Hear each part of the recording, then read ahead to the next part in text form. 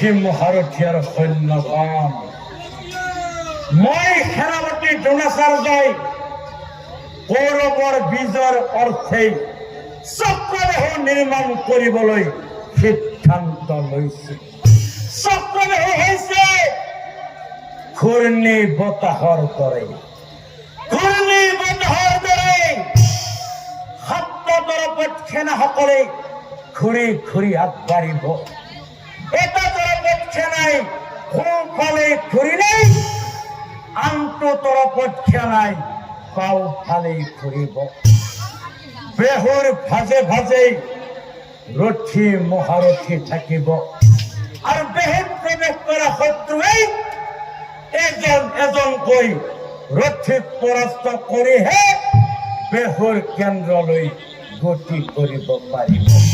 মনত ৰাখিব, মনত ৰাখিব, কেৱল মাত্ৰ বাসুদেৱ শ্ৰীকৃষ্ণ,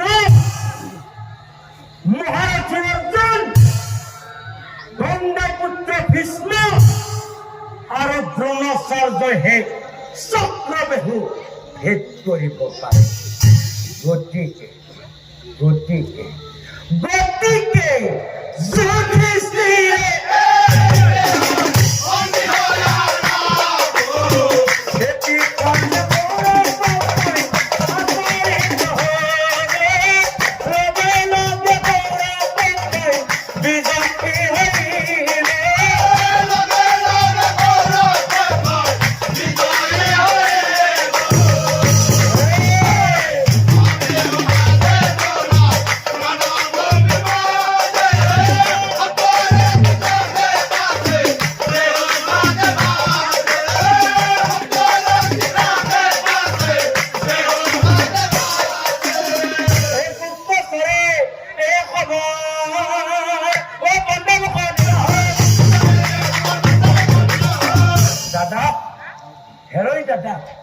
যুধিষ্ঠিৰৰ সংগে ভীমে, যুধিষ্ঠিৰৰ সংগে ভীমে এই কথা অৰ্জুনে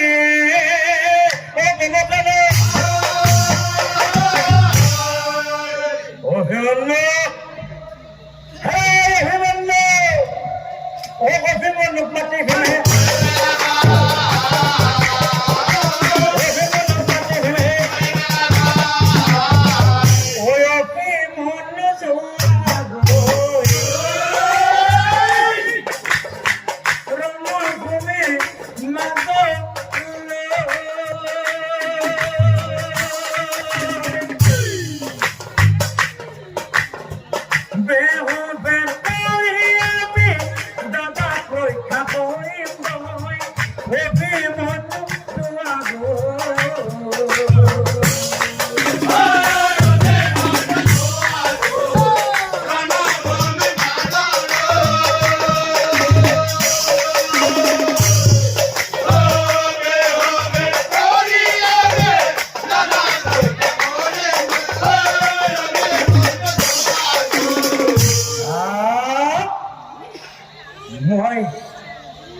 মই যুদ্ধলৈ যাব লাগে, মই যুদ্ধলৈ যাব লাগে।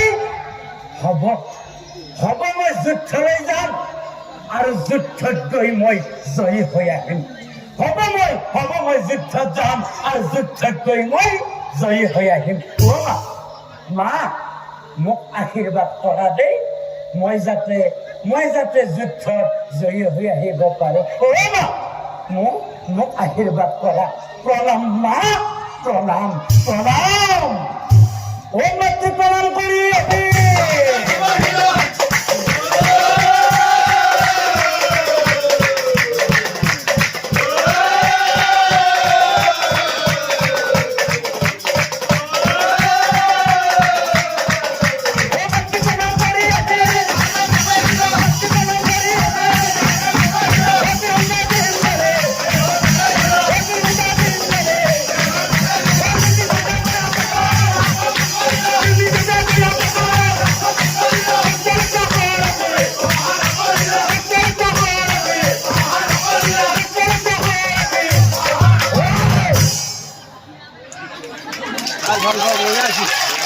ভিডিও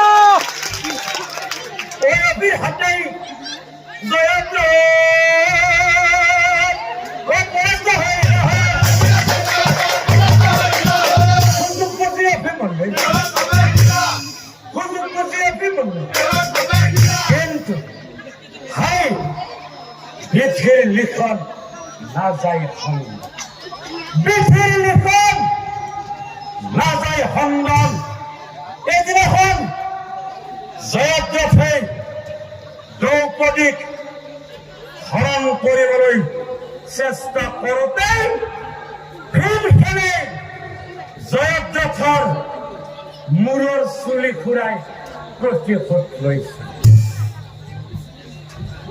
আৰু জয়দ্ৰথে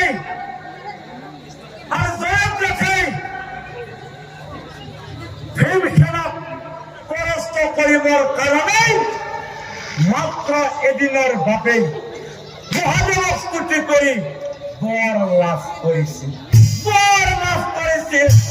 এই মহাদেৱৰ আশীৰ্বাদ